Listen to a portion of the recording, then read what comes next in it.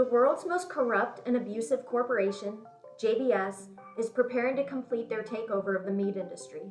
With their extensive criminal track record, the company has struggled to raise enough money to fuel their expansion, so now they're turning to wealthy Wall Street investors to help.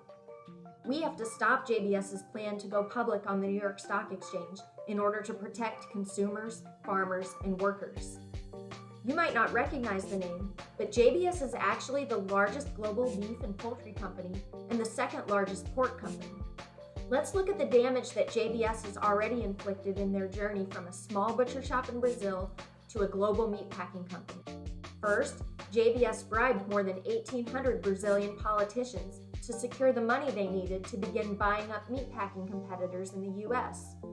Then they bribed meat inspectors to allow them to sell and export rotten and tainted meat around the world. They've been caught tampering with scales to cheat America's farmers and ranchers out of the real value for their cattle. No one would want to work with a company like JBS, but because they're so dominant, there are parts of the country where farmers have no choice but to sell their livestock to them. JBS has paid hundreds of millions of dollars in fines for price gouging consumers at the grocery store. They've racked up hundreds of violations for workplace safety, employment discrimination, unfair wages, and environmental abuses. So we can't let JBS expand their corruption and abuse by raking in millions of dollars from Wall Street. In recent weeks, lawmakers in the US and the United Kingdom have sent letters to the Securities and Exchange Commission warning them against the listing of JBS on the New York Stock Exchange.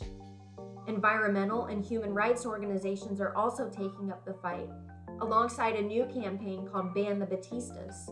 In order to protect consumers and workers and farmers from price gouging and unsafe working conditions, JBS must be stopped.